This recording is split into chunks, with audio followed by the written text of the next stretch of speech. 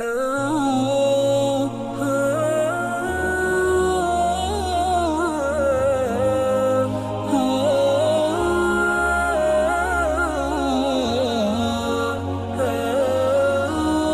ملګري تپوس کړی دی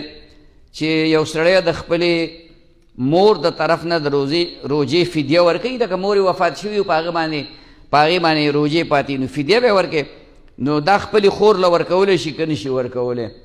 نه دا اصل کې دا فدیه اصل کې د مور ده نو د لور باندې چې کوم دی نو دا نه کېږي ښه دا ملګري تپوس کړی چې د ماسپښین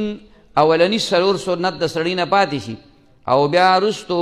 فرض وشي د فرض نه پس به دا 4 رکعاته اول کوي که 2 رکعاته به ورکوي دواړه صحیح دي خو بهتره دا ده چې دا اول 2 رکعاته وکړي دا په خپل ځای دي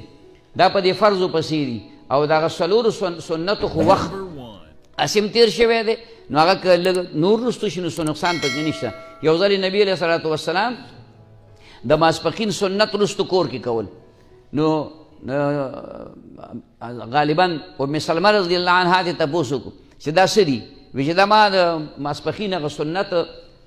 اولني نه وکړي هله نه پاتې شوي نو هغه اوس کوم نو د دې نه دا معلومه شوه چې د ماسپښین هغه 2 رکعاته سنت چې په فرض هغې کړي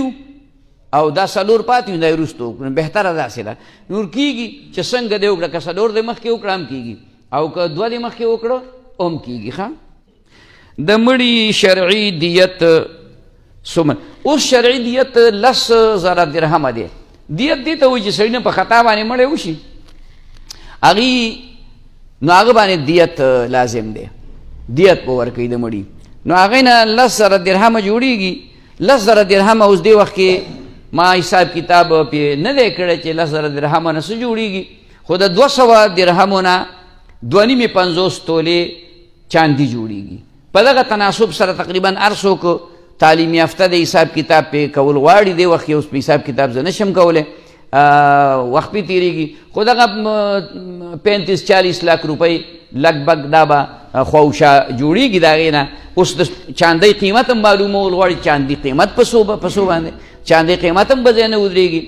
کله روان 1800 ته ورسي کله 1900 ته کله 1700 ته کله 1950 ته نو دا به د هغه وخت مطابق بیا سړی حساب کتاب کوي د حساب کتاب یې دونه ګران نه دی که کم اړو بل په دې خبره زما پوی نم شوي نو بل وخت راشئ زه به چې کوم دی حساب کتاب دله بیا وکړم انشاءالله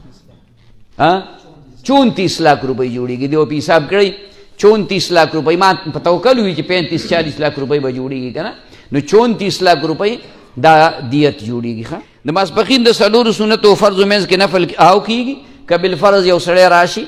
ښه خو اتصال دی چې سړی 4 رکعاته سنت وکړي او بیا فرض وکړي خو که کله داسې وخت راغی چې دې جومات ته راغی سنت یې کور کړي موږ په کار دا چې سنت کور سړی کوي دا بهتره طریقه ده سنت طریقه دا ده او بیا دې جومات ته راشي او جمع ته وخت شته جمع لا ولاړه نه ده نو به دې وخت شته ده لکه 3 منټه پاتې دي به 2 رکعاته نفل کې وتړي کېږي بالکل